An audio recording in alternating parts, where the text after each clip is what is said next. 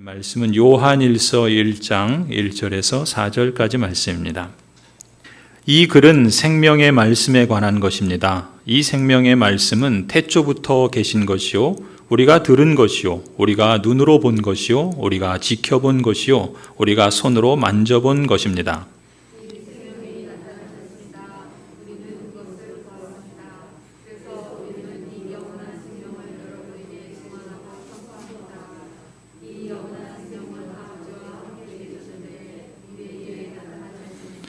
우리가 보고 들은 바를 여러분에게도 선포합니다. 우리는 여러분도 우리와 서로 사귐을 가지기를 바라는 것입니다. 우리의 사귐은 아버지와 또 그의 아들 예수 그리스도와 함께하는 사귐입니다. 우리가 이 글을 쓰는 것은 우리 서로의 기쁨이 차고 넘치게 하려는 것입니다. 아멘. 자, 오늘은 이제 지난주에 이어서 우리가 하이델베르그 교리문답 21주일에 대해서 함께 살펴보려고 합니다. 우리 지난주에는 54문에 대해서 했죠. 거룩한 보편적 교회, 우리 사도신경에서는 거룩한 공교회, 거룩한 공회, 이 점에 대해서 우리가 함께 배웠습니다. 오늘은 55문으로 사실은 더 나가야 될 부분들이 있는데 그냥 한 문 한 문씩 가야 되기 때문에 그냥 앞으로 계속해서 기회가 있으리라고 보고 오늘은 55문으로 나가겠습니다. 55문은 성도의 교제에 대한 교리를 우리가 배울 수 있습니다. 여러분, 하이델베르그 교리문답 21주일에는 55문부터 57문까지 3개의 그 물음과 답으로 되어 있어요. 그래서 이 3개의 문답은 이 사도신경의 내용과 관련되어 있다고 그랬죠? 사도신경의 어떤 내용입니까? 나는 거룩한 공예와 성도가 서로 교통하는 것과 죄를 사하여 주시는 것을 믿습니다. 우리 그 사도신경 고백할 때 그 부분 있죠. 거룩한 공예와 성도가 서로 교통하는 것과 죄를 사하여 주시는 것, 또 몸이 다시 사는 이렇게 쭉 나가지만 요 세 개에 대한 그 내용을 문답으로 가르치고 있습니다. 그래서 여러분 복습 한번 해보실까요? 또 잠 깨우려고 그러는 겁니다. 물어봐야지 긴장하시잖아요. 그렇죠? 우리가 사도신경에서 거룩한 공예를 믿는다 그랬죠. 그렇죠? 이 거룩한 공예, 거룩한이라는 말은 이 교회의 속성 가운데 교회의 거룩성과 연관되어 있다고 그랬죠. 그렇죠? 그럼 공예는 뭐와 연관되어 있다고 그랬죠? 교회의 어떤 속성과 연관되어 있어요?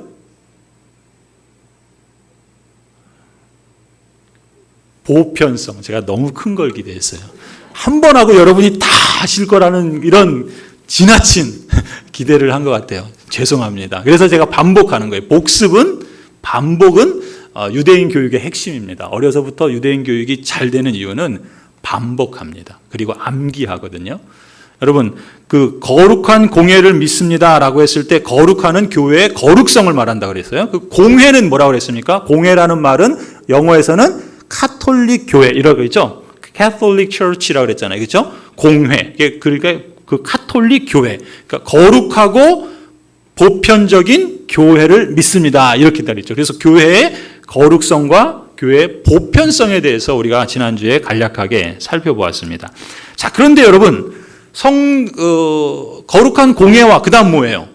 성도가 서로 교통하는 것과 이렇게 나와요. 그렇죠? 성도의 교제에 대한 부분이에요.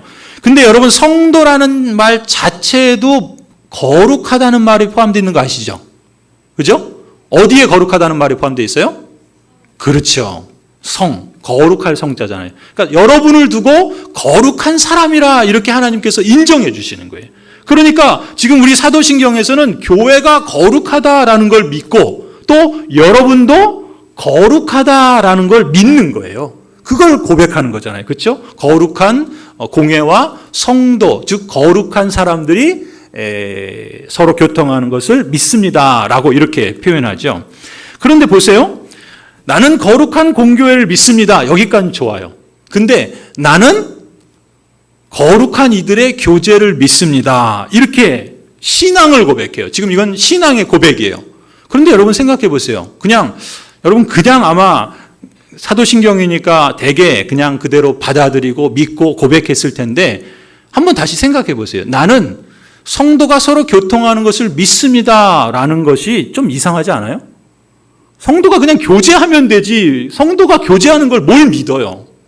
왜 그걸 신앙 고백으로 그렇게 고백을 할까요? 사도신경에 굳이 그 많은 신앙의 내용들이 많이 있는데 거기에 압축해서 사실 담아놓은 건데 굳이 성도가 서로 교통하는 것을 믿습니다라고 한 내용을 넣어둔 의도가 뭐겠습니까? 그렇죠?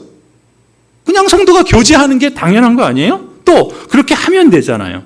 그런데 굳이 사도신경에서는 성도가 서로 교통하는 것을 나는 믿습니다라고 신앙의 고백으로 내용으로 담고 있단 말이죠. 왜 그러냐는 거예요. 한번 보세요. 첫 번째 우리가 이제 간단하게 짚고 넘어갈 것은 우리가 사도신경을 고백한다는 것은 우리가 믿는 신앙의 내용을 고백하는 것인데 이러이러한 것들을 우리가 믿습니다라고 고백하는 거죠. 그래서 거룩한 공회를 믿습니다라는 말은 교회가 거룩하고 보편적이다라는 것을 믿는다는 거예요. 그런데 이것이 어디서부터 근거가 되냐면 예수 그리스도, 교회의 머리이신 예수 그리스도께서 거룩하신 분이시기 때문에 그 거룩하신 분이 교회의 머리이시기 때문에 우리는 교회도 거룩하다라고 믿는다는 거죠. 그렇죠? 이해되시죠? 그러면 그 다음에 그리스도께서 거룩하시기 때문에 교회가 거룩하다라는 것을 믿는다면 조금 더 나아가서 교회가 거룩한 것을 내가 믿는 것처럼 그 교회의 지체인 성도도 거룩한 것을 믿습니다. 이런 내용 아니겠어요? 그렇죠? 이게 1차적인 의미예요. 사실 성도의 교제를 우리가 믿습니다라고 할 때는 그리스도께서 거룩하심으로 그분의 몸인 교회가 거룩하고 교회가 거룩하기 때문에 성도 간의 교제도 거룩하다라는 것을 믿는다는 거예요. 이게 이제 1차적인 의미입니다. 그런데 요거보다 우리가 조금 더 가야 되겠죠. 그렇죠? 한 걸음 더 나아갈 필요가 있어요. 그래서 하이델베르그 교리문답에서 이걸 가르치는 거예요. 한번 보세요. 21주일 55문을 한번 보겠습니다. 55문 제가 질문을 읽을게요. 여러분들이 답을 한번 읽어주세요. 제 55문 성도의 교제를 당신은 어떻게 이해합니까?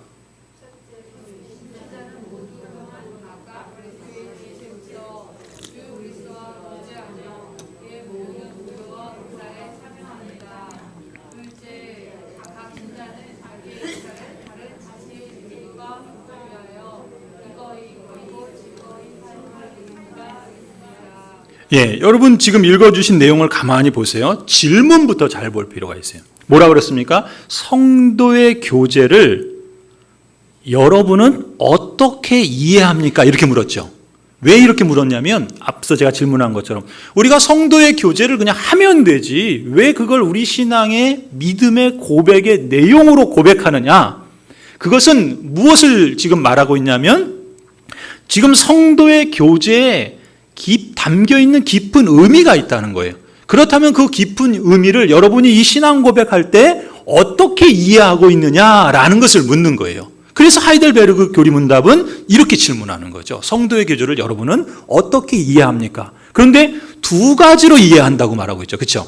첫 번째는 뭐예요? 신자는 모두 또한 각각 그리스도의 지체로서 주 그리스도와 교제하며 그의 모든 부요와 은사에 참여합니다. 라는 것이 첫 번째 그 내용이고요. 두 번째 내용은 각 신자는 자기의 은사를 다른 지체의 유익과 복을 위하여 기꺼이 그리고 즐거이 사용할 의무가 있습니다. 이것이 두 번째 의미예요. 자, 그러면 이거를 조금 이 성도의 교제를 우리가 믿습니다라고 고백할 때는 적어도 두 가지 깊은 의미가 있다라는 거예요. 첫 번째는 뭐냐면 첫 번째를 좀 정리하면 성도의 교제를 그리스도와의 교제, 즉 그리스도와의 연합으로 이해하고 그리고 그 그리스도와 연합되었기 때문에 우리에게 주시는 복으로 이해한다라는 거예요. 이게 첫 번째 의미입니다. 조금 어렵죠? 다시 한번 그 내용을 한번 보시면서 한번 보세요. 첫 번째 뭐라고 그러냐면은 신자는 또한 모두 또한 각각 그리스도의 지체로서 주 그리스도와 교제하며 그 모든 부요와 은사에 참여합니다. 이 말은 달리 표현하면 우리가 그리스도인은 어떻다는 거예요? 신자는 그리스도와 연합되어 있죠. 그렇죠? 그리스도와 하나 되어 있어요. 그리스도와 연결되어 있어요. 그러니까 그리스도와 연합되어 있다라는 것으로 이해하고, 그리고 그리스도와 연합된 것이 우리에게 어떤 복을 주는지와 연결되어 있다라는 것으로 이해하는 거예요. 조금 제가 이제 풀어서 말씀을 드릴게요. 조금 이제 후반부에 하고, 두 번째는 뭐냐면 각 신자는 자기의 은사를 다른 지체의 유익과 복을 위하여 기꺼이 그리고 즐거이 사용할 의무가 있습니다. 이건 뭐예요? 이거는 첫 번째, 그러니까 신자의 그 성도의 교제는 그리스도와의 연합에서 근거하고 있고, 좀 풀어서 말하면 그 그리스도와의 연합이 주는 복이 있는데, 그 복을 우리가 받아 누림으로 그 복을 이제 다른 사람을 위해서 사용하도록 하는 의미와 연결되어 있다는 것이 두 번째예요. 조금 이제 가닥을 잡아가시나요? 쉽게 표현하면, 여러분, 하나님께서 처음 사람을 창조하셨을 때 온 인류를 향하여 주신 창조의 목적이 뭐였죠? 우리는 그걸 어떤 사명이라고 그러죠? 라다의 사명이라고 그래요. 라다의 사명의 내용이 뭡니까? 간단히 말하면 너도 잘 살고 남도 잘 살도록 도우라는 거잖아요. 여러분 보세요. 성도의 교제를 믿습니다라고 할 때 이 두 가지를 가만히 보시면, 첫 번째는 성도의 교제를 그리스도와의 연합되어 있고 그 연합에서 주시는 복을 강조하는 거예요. 그럼 무슨 얘기예요? 내가 그리스도와 연합되어 있으므로 내게 주시는 복을 받는다는 거예요. 너가 잘 살라 이거예요, 지금. 첫 번째. 두 번째는 보세요. 그리스도와 연합되어 있는 우리가 그 복을 받았으니 이제 그것을 다른 사람을 위하여 나누고 사용하라 라는 것으로 지금 말씀하고 있는 거예요. 그게 뭡니까? 그렇죠. 남도 잘 살도록 도우라 이 말인 거예요. 그러니까 이 성도의 교제를, 성도가 서로 교통하는 것을 믿습니다라고 우리가 고백할 때는 우리는 늘 두 가지를 사실은 인정하고 그렇게 살겠습니다라고 말하는 것과 같아요. 그게 뭐냐면 나도 잘 살겠습니다. 하나님께 우리가 그리스도와 연합되어 있기 때문에 그 주신 복으로 인해서 내가 잘 살겠습니다. 그리고 내가 그 주신 복을 받았으니 그 복을 누릴 뿐만 아니라 남도 잘 살도록 그렇게 살겠습니다. 이것이 우리가 성도의 교제를, 성도가 서로 교통하는 것을 믿습니다라고 우리가 신앙 고백할 때 담겨있는 의미라는 거예요. 하이델베르그 교리문답이 이것을 우리에게 말씀하는 거예요. 조금 더 이제 풀어서 갈게요. 오늘도 걱정하지 마세요. 제가 3시면 탁 끝냅니다. 예. 뭐 하던 거 그냥 탁 끊어서 그냥 갈 거예요. 그래서 제가 좀 빨리 말을 하는데 이해를 해주세요. 자, 그럼 첫 번째 보세요. 첫 번째, 자, 55문 다시 한번 보여주세요. 첫 번째, 보시면은 성도의 교제를 당신은 어떻게 이해합니까? 첫째, 신자는 모두 또한 각각 그리스도의 지체로서 주 그리스도와 교제하며 그의 모든 부요와 은사에 참여합니다. 그랬어요. 이 첫 번째 내용에서 주목할 단어는 지체라는 말과 교제라는 말과 참여라는 말이에요. 사실은 제가 지난주에 여러분에게 이제 이 하이델베르그 교리문답 전체를 이제 책으로 이렇게 우리 교회에서 이제 편집해가지고 나눠드리려고 작업을 하고 있어요. 그래서 이제 이 그 내용과 거기에 관련된 성구들이 있어요. 그 성구까지도 우리 세번역으로 다 이렇게 해가지고 하나의 책으로 이제 만들어서 제가 지금 기대하기는 이번 주에 열심히 더 마무리해가지고 다음 주에는 좀 나눠드리려고 그래요. 그러면 여러분들이 그거를 개인적으로 다 받으시고 거기다가 이제 노트할 수 있도록 메모도 할 수 있도록 하려고 하는데, 뭐 교회 예배당 뒤쪽에다가 뭐 비치해 두셨다가 그걸 이제 주일 오후 예배 때 이제 보시고 또 놓고 가시고 아니면 뭐 원하시면 가져가시고 하실 수 있어요. 그래서 다음 주에는 그걸 드리도록 하겠습니다. 한번 보세요. 지금 55문의 첫 번째 내용을 보시면 신자는 모두 또한 각각 그리스도의 지체로서 그 주 그리스도와 교제하며 그의 모든 부요와 은사에 참여합니다. 여기서 중요한 단어는 뭐라고요? 지체, 그리고 교제, 그리고 참여. 이 세 가지가 핵심 단어예요. 자, 그럼 한번 보세요. 첫 번째, 지체라는 말이 왜 중요하냐면 이걸 조금씩 여러분이 이해하기 쉽도록 잘라서 얘기할게요. 첫 번째는 성도의 교제를 어떻게 이해하면 먼저 뭘 말하고 있는지 여기서 중요한 건 이거예요. 신자는 그리스도의 몸의 지체다라는 것을 먼저 강조하는 거예요. 그러니까 성도의 교제를 말하기에 앞서서 여러분이 그리스도의 몸의 지체다라는 것을 먼저 강조하고 있는 거예요. 왜 이게 중요합니까? 왜냐하면 여러분이 그리스도의 몸의 지체다라는 얘기는 뭘 지금 전제하고 있냐면 여러분이 그리스도와 연합되어 있다는 걸 전제하는 거예요. 그렇죠? 몸의 지체라는 건 뭐예요? 이 몸의 내가 한 부분이라는 것은 이 몸에 연결되어 있고 연합되어 있다는 거잖아요. 그리스도의 몸에 여러분이 연결되어 있다는 것은 그리스도에게 여러분이 연합되어 있다는 거예요. 그러니까 여러분은 죽으나 사나 그리스도와 연합되어 있습니다. 믿으십니까? 그래서 하이델베르그 첫 번째 그 질문이 뭐예요? 사나 죽으나 당신의 유일한 위로는 뭡니까? 내 몸과 영혼이 그리스도에게 속해 있다는 겁니다. 이거잖아요. 여러분은 사나 죽으나 그리스도가 연합되어 있어요. 그러면은 어떻게 됩니까? 그리스도께서 죽으셨다가 살아나셨으니 여러분도 그리스도와 연합되어 있으니까 죽었다 살아난 거예요. 그리스도께서 승천하셨으니 여러분의 시민권은 하늘에 있는 거예요. 그리스도께서 몸을 부활하셔서 지금 하늘에 계시지만 재림하실 때 다시 이 땅에 오실 것이란 말이죠. 그때 여러분도 그리스도와 연합되어 있으니까 몸의 부활을 입고 다시 살아난다는 거예요. 연합되어 있다는 것이 기독교 교리에 있어서 가장 중요한 하나를 여러분 꽂는다면 여러분이 그리스도와 연합되어 있다는 거예요. 우리가 구원받은 걸 어떻게 확인할 수 있고 어떻게 확신할 수 있습니까? 성경에서 구원받은 성도는 그리스도와 연합되어 있다 이렇게 말하는 거예요. 그러니까 나는 죽으나 사나 그리스도와 연합되어 있으니까 이제 죽을래야 죽을 수도 없는 거예요. 여러분은 다 그리스도께서 사신 것처럼 여러분도 산 존재라는 겁니다. 그게 중요한 거예요. 그러니까 성도의 교제를 지금 말할 때 뭐부터 출발하냐면 그리스도와 연합되어 있는 자다라는 것에서부터 출발하는 거예요. 그럼 왜 이걸 강조할까요? 한번 보세요. 자, 첫 번째는 지체라는 말이 중요하다고 그랬죠. 그래서 지체라는 건 뭐예요? 그리스도와 연합되어 있다. 그리스도와의 연합교리라고 그걸 불러요. 그러니까 성도의 교제를 말할 때는 반드시 뭐를 말할 수밖에 없냐면 그리스도와 연합되어 있다는 걸 말하지 않을 수 없어요. 달리 말하면 그리스도와 연합을 말하기 전에는요, 성도의 교제를 말할 수 없습니다. 그러니까 여러분들이 지금 우리 오전에 뭐라 그랬습니까? 우리는 한 가족입니다. 한 몸입니다. 또 한 성전입니다라고 했잖아요. 그건 우리가 인정하든 인정하지 않든 하나님께서 행하신 사실이잖아요. 그렇죠? 그런데 그걸 여러분들이 이제 내가 믿음으로 받아들인다는 그것이 되게 중요하겠죠. 그게 믿음이에요. 그 믿음의 내용이에요. 그런데 그 믿음의 내용을 갖고 있는 사람에게 있어서 성도가 한 가족이니까, 한 몸이니까, 한 성전이니까 교제하잖아요. 그러니까 당연히 교제하는 거지. 그냥 내가 좋으면 하는 거고, 내가 싫으면 안 할 수도 있는 거고, 이렇게 하는 게 아니라는 게 지금 뭐예요? 그렇죠. 그리스도께서 우리가 연합된 존재로 우리를 부르셨기 때문에 우리가 인정하지 않던 내가 성도라면, 여러분이 성도라면 그럴 수밖에 없다라는 거예요. 그럴 수밖에 없다라는 것은 그리스도가 그 부유하심과 그 풍성함과 그 생명이 그리스도에게 있는 것처럼 성도에게 연합되어 있는 그 성도들의 교제도 사실은 그렇게 간다라는 거예요. 그게 사실은 성도의 교제, 성도가 교통하는 것을 믿습니다라고 하는 고백이 왜 중요한가를 지금 말하고 있는 것이죠. 자, 여러분 따라오시죠?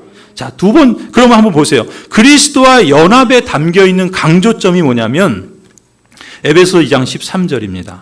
우리 같이 한번 읽어볼까요? 에베소 2장 13절 같이 읽겠습니다. 시작. 여러분이 전에는 하나님에게서 멀리 떨어져 있었는데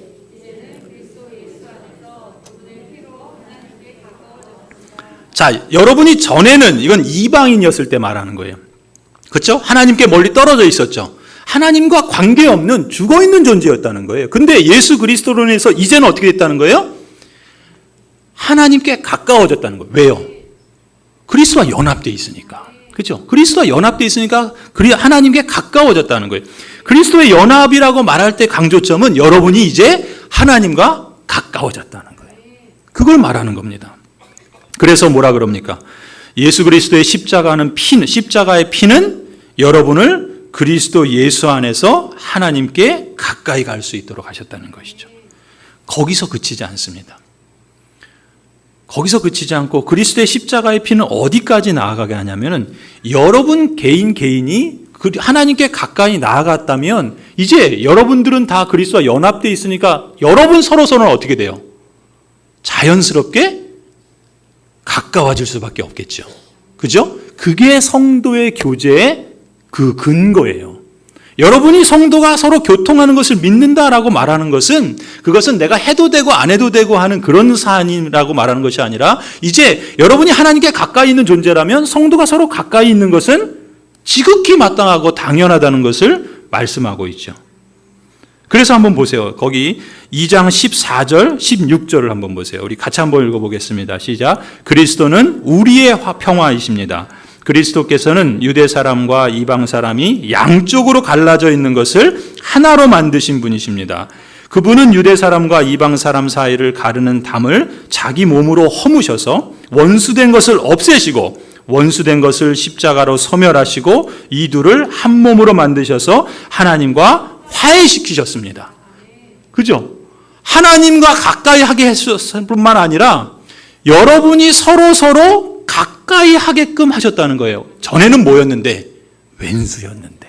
그죠? 왼수였는데 그 왼수를 그 가운데 벽을 허무심으로 가까이 하게 하셨다는 거예요. 그러니까 성도가 서로 교통하는 것의 근거는 어디서부터 출발하냐면 예수 그리스도께서 우리의 구주가 되시고 우리는 그리스도에게 연합되어 있기 때문에 성도는 그리스도로 인해서 하나님께 가까이 갈 뿐만 아니라 서로가 가까워질 수밖에 없다라고 말씀하시는 거예요. 그래서 고린도전서 6장 17절 보세요.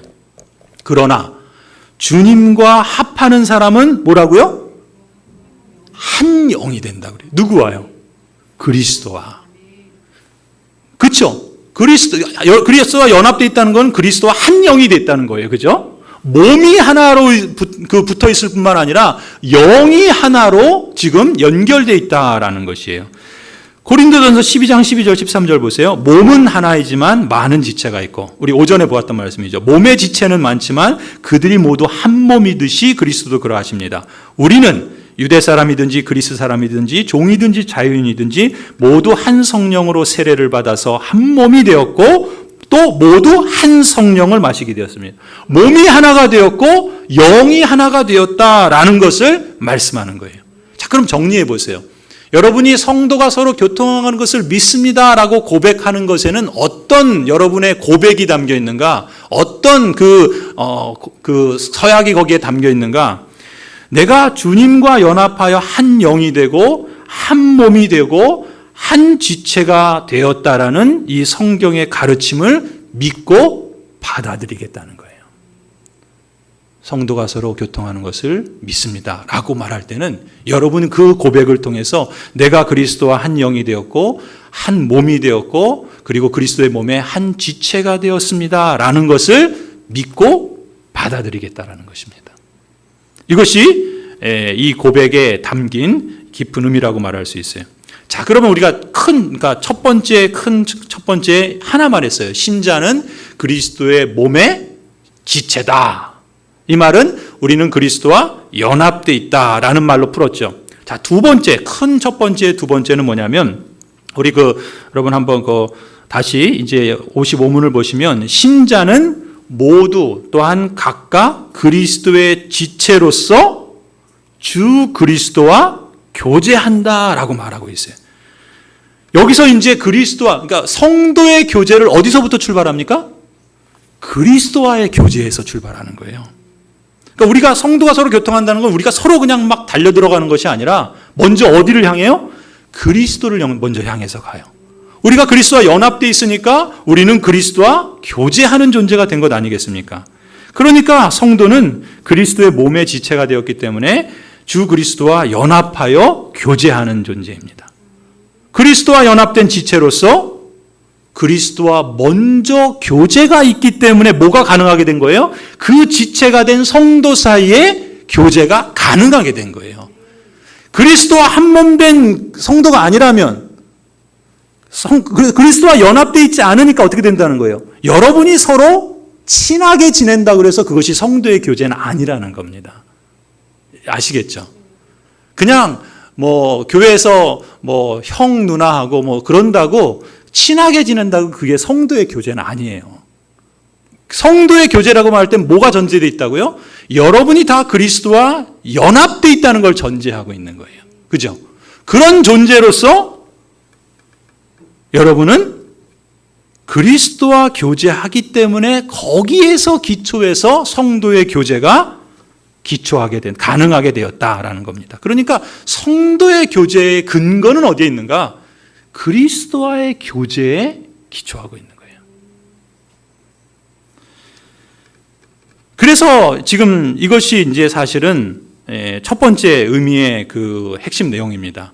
성도의 교제는 예수 그리스도와의 연합된 지체로서 우리가 그리스도와 함께하는 사귐을 통해서 가능하게 되었다. 이것이 성경의 가르침이고 또 하이델베르그 교리 문답이 이 문답을 통해서 강조하는 교리입니다. 자, 그래서 이제 첫 번째 이 의미를 요약하면은 우리가 오늘 읽은 요한일서 본문입니다. 한번 보세요. 요한일서는 사도 요한이 이제 초대교회 성도들에게 보낸 편지예요. 그러면서 뭐라고 말하냐면은 이 글은, 즉 요한일서죠. 이 글은 생명의 말씀에 관한 것입니다 라고 말해요. 그러니까 자신이 지금 쓰고 있는 이 편지는 생명의 말씀에 대해서 쓰고 있다, 그렇게 말하면서, 그런데 이 생명의 말씀은 어떤 거라고 그래요? 태초부터 계신 것이다 라고 말합니다. 그리고 2절을 보시면, 그런데 태초부터 계신 이 생명이 영원한 생명으로 아버지와 함께 계셨는데 이제 사도들인 자신에게 나타났다, 이렇게 말하는 거예요. 그렇죠? 2절 보세요. 이 생명이 나타났습니다, 그러잖아요. 그렇죠? 그런데 이 영원한 생명은 아버지와 함께 계셨는데 우리에게 나타나셨습니다, 그러잖아요. 그렇죠? 그 다음에 3절을 보세요. 이렇게 사도들은 영원한 생명이신 예수 그리스도를 보았고 믿었고, 그리고 이제 자신들은 그 영원한 생명이신 예수 그리스도를 선포하게까지 되었다라고 말하고 있어요. 거기 보세요. 뭐라 그럽니까? 3절, 우리가 보고 들은 바를 여러분에게도 선포합니다. 그런데 이 선포하는, 그리고 이 글을 쓰는 목적이 어디에 있냐면, 이제 거기 뭐라 그럽니까? 우리는 여러분도 우리와 서로 사귐을 가지기를 바라기 때문에 이 편지를 씁니다 라는 거예요. 우리의 사귐은 뭐냐면 아버지와 또 그 아들 예수 그리스도와 함께하는 사귐이라는 거예요. 그러니까 영원한 생명의 말씀이 아버지와 함께 계셨고 그 생명의 말씀이 이제 우리에게 나타났다. 그래서 사도들은 그 영원한 생명의 말씀을 보았고 믿었고 이제 우리는 그 말씀을 전파하고 선포한다. 그런데 그런 일환으로 이 편지를 여러분에 쓰고 있는데 왜 이 글을 쓰느냐? 그 목적은 우리가 하나님과 그리고 그 아들 예수 그리스도와 사귐을 갖고 있는 그것을 여러분도 그렇게 사귈 수 있도록 하기 위해서 이 글을 쓴다. 지금 이런 내용인 거예요. 이해되시죠? 제가 막 소리를 지르니까 더 졸립죠? 이제 조용하게 얘기할게요. 내용 아시겠죠? 이게 사실은 그러니까 이 요한일서 1장 1절부터 4절까지의 내용을 간단히 말하면 뭡니까? 간단히 말하면 이런 거죠. 우리가 예수 그리스도와 연합되어서 하나님과의 사귐을 갖게 되었는데 그 사귐을 이제 여러분도 우리가 쓰는 이 편지를 읽고 받고 믿음으로 여러분도 갖게 되기를 원합니다 라는 거예요. 그런데 그러면은 이 여러분이 지금 이 편지를 받는 사람들이 하나님과의 사귐을 가질 뿐만 아니라 그 교제잖아요. 하나님과의 사귐을 가질 뿐만 아니라 거기 또 뭐라고 그랬냐면은 4절 보세요. 우리가 이 글을 쓰는 것은 우리 서로의 기쁨이 차고 넘치게 하려는 것입니다. 이건 뭐예요? 3절에서는 여러분이 하나님과 사귐을 갖기를 원하는 의미에서 이 글을 썼는데 더 나아가면은 그 하나님과 사귐을 갖게 된 여러분도 그걸 전해준 우리와도 사귐을 갖게 되는 걸 바랍니다 라는 거예요. 그러니까 지금 하이델베르그 교리문답 첫 번째 내용이 뭡니까? 신자는 그리스도의 몸의 지체다. 그리스도와 연합되어 있다. 그래서 그리스도와 몸에 연합된 지체로서 우리는 그리스도와 먼저 교제한다. 그리고 그리스도와 교제하기 때문에 그리스도와 연합되어 있는 성도도 서로 간에 교제하게 된 것이다. 지금 요한일서의 내용을 그대로 말하고 있는 것이죠. 이해되시죠? 자, 이게 이제 우리가 이 성도가 서로 교통하는 것을 믿습니다라고 고백할 때 담겨 있는 깊은 의미예요. 근데 거기서 그치지 않습니다. 세 번째를 보세요. 1번의 세 번째입니다. 첫째의 세 번째. 거기 뭐라 그랬냐면 신자는 그리스도의 지체로서 뭐에 참여한다고 그래요? 참여라는 단어가 중요하다고 그랬죠? 뭐에 참여합니까? 그리스도의 모든 부요와 모든 은사에 참여한다 그래요. 무슨 얘기예요? 이건 당연한 거겠죠. 어찌 보면 성도가 그리스도와 연합되어 있기 때문에 그리스도는 모든 신비와 지혜와 능력과 모든 것을 다 가지신 분 아닙니까? 그러니까 성도가 그리스도와 연합되어 있다는 것은 우리도 그 그리스도로 인해서 그 지혜와 부요함과 능력과 모든 것을 공급받는 사람이다라는 거예요. 그래서 성도가 교제한다라는 것은 먼저 성도가 예수 그리스도와 교제하는 것을 말하는데, 우리가 예수 그리스도와 교제한다는 것을 무엇을 의미하냐면, 우리는 그리스도가 가지신 그 모든 부요함과 그리스도가 소유하신 모든 은사를 우리의 것으로서 받을 수 있고 거기에 우리가 참여한다라는 거예요. 여러분 놀랍지 않습니까? 그러니까 하나님께서 우리에게 갖고 계시는 그 하나님의 뜻은 사실 우리가 그 하나님이 계획하시고 그래서 우리에게 의도하신 것에 어찌 보면 우리는 100분의 1도 어쩌면 못 누리는지도 몰라요. 왜냐하면 하나님께서 그리스도에 속한 모든 부요함을, 여러분 사도 바울은 뭐라 그럽니까? 깊도다 주의 은혜 그러잖아요. 그 신묘막측하심의 그 지혜가 그리스도에게 있는데, 그 지혜를 우리가 그리스도와 연합되어 있기 때문에, 그리스도와 교제하기 때문에 우리가 그 그리스도의 지혜에 참여한다라는 거예요. 마치 이런 거죠. 우리 젖붙이잖아요. 그렇죠? 젖붙이면 어떻게 됩니까? 그 젖붙인 가지는 원래 본 가지에서 양분을 공급받잖아요. 그렇죠? 그런 거예요. 우리가 그리스도에게 젖붙여짐으로 인해서 그리스도라는 그 포도나무의 그 양분을 우리가 얻게 되는 거예요. 그러니까 우리는 붙어 있기만 하면 열매를 맺는다 그러죠. 포도나무의 비유가 그런 거잖아요. 그게 지금 이제 이 신앙 고백에 담겨 있다라는 거예요. 첫 번째 의미. 그러니까 신자는 그리스도의 지체로서 그리스도의 모든 부요와 은사에 참여한다. 로마서 8장 32절 보세요. 자기 아들을 아끼지 않으시고 우리 모두를 위하여 내주신 분이 어찌 그 아들과 함께 모든 것을 우리에게 선물로 거저주지 아니하시겠습니까? 사도 바울이 이렇게 자신 있게 말할 수 있었던 것은 성령 하나님께서 계시해 주셨기 때문이기도 하지만, 성도가 예수 그리스도와 연합되어 있기 때문에 당연한 귀결인 거예요.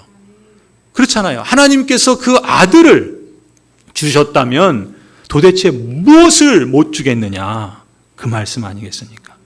자기 아들을 아끼지 않으시고 성도인 우리 모두를 위해서 내어주신 하나님께서는 그리스도의 몸의 지체로서 그리스도와 연합되고 연결되어 있는 우리에게 그리스도의 모든 부요하심과 은사를 선물로 거저주신다는 축복의 말씀인 거죠. 성도 여러분, 우리가 신앙 고백할 때요, 거룩한 공예와 성도가 서로 교통하는 것을 믿습니다라고 하는 이 두 마디 고백에 이렇게 어마어마한 하나님의 놀라우신 뜻과 약속과 복이 담지되어 있는 것입니다. 그러니 그것을 우리가 받아들이고, 뭐라 그랬습니까? 어떻게 이해하냐고 그랬잖아요. 그걸 내가 받아들이고 그것을 인식하며 그 하나님의 부요하심에 내가 연결되어 있다는 것을 늘 염두에 두고 살아가는 사람은, 비록 우리의 이 땅에서의 삶이 우리의 육신이 후패하고 날로 연약해진다 할지라도 우리의 속사람, 우리가 그리스도와 연합되어 있기 때문에 주신 그 하나님의 그 부요하심은 우리 안에 더욱더 새로워지지 않겠습니까? 우리는 찬송을 부르며 하나님 나라를 생각할 때 그것으로 인해서 감격하지 않을 수 없어요. 가끔 저는 오늘도 아까도 1부 예배 때는 안 그랬는데 2부 예배 때 우리 설교 후에 두 번째 찬송하는데 그 찬송이 너무 이렇게 마음에 와닿더라고요. 그러니까 우리가 소망하는 그 하나님 나라는, 여러분, 이 신앙생활이 더하면 더해질수록 하나님의 그 진리와 교리들을 우리가 알아가면 알아갈수록 우리에게는 더 선명한 실제로 가까우는 거예요. 예전에는 그냥 막연하게 그렇겠지, 그럼 복을 주셨지, 그러니까 내가 그걸 찾아서 어떻게든지 누려야 돼, 이렇게 막 내가 찾아갔는데, 하나님을 알아가고 하나님의 말씀을 우리가 깊이 잠기면 잠길수록 하나님께서 이미 내게 허락해 주신 그 복들이 무엇인가라는 걸 우리가 깨닫게 되는 거예요. 그리고 그 하나님께서 그렇게 약속하신 것을 반드시 언약에 신실하신 하나님이기 때문에 주신다라는 것을 우리가 신뢰하게 되고 그 하나님을 붙잡게 되고, 그렇잖아요. 여러분 그렇지 않으십니까? 아직 저도 젊은 그런 나이인데, 여러분에 비하면. 그런데 그 하나님의 은혜를 생각하면 해가 갈수록 내가 더 연약하고 내가 더 무력하고, 이제는 젊을 땐 그런 것 같아요. 내가 내 인생을 마음대로 계획하면 다 될 줄 알았어요. 근데 세월이 가면 갈수록 그게 아니다라는 걸 자꾸 경험해요. 오히려 하나님을 알아갈수록 내가 얼마나 부족하고 이게 계획하고 의도하고 바라고 소원하는 것조차도 이루지 못하는 그런 연약한 존재라는 걸 더 실감해요. 그러니까 어떻게 됩니까? 낙심하는 게 아니라 그런 나의 무력함과 무능함을 실감하기 때문에 우리 지난주 제네바 교리문답이 뭐라고 그랬습니까? 기도할 때 우리에게 요구되는 게 뭐예요? 무력함과 무능함을 느낄수록 우리는 더 하나님을 의지하게 되는 거예요. 왜냐하면 하나님은 변하지 않으시니까. 하나님께서는 그것을 반드시 이루어 가시는 분이시니까. 그러니까 더 하나님을 의지하게 된단 말이죠. 그게 우리가 비록 육신은 연약해서 우리의 몸을 우리 스스로 거누지 못한다 할지라도 우리의 속사람은 더 새로워지는 은혜가 아닌가.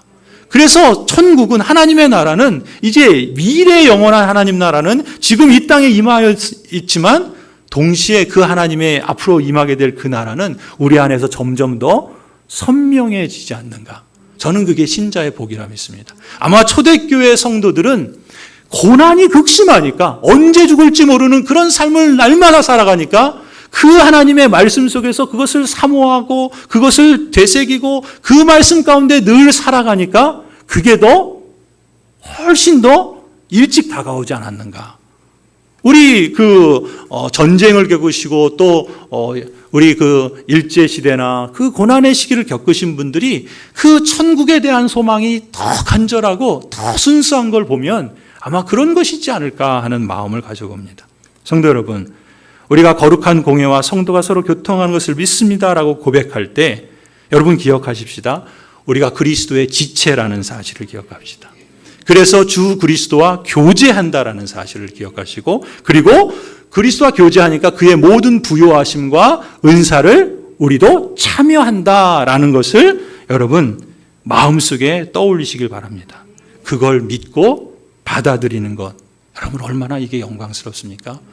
성도가 서로 교통하는 것을 믿습니다라는 이 말에 이 의미가 담겨 있다는 것을 받아들일 뿐만 아니라 그렇게 우리의 삶을 또 그리스도와 연합된 사람으로서 늘 살아갈 수 있기를 간절히 축원합니다.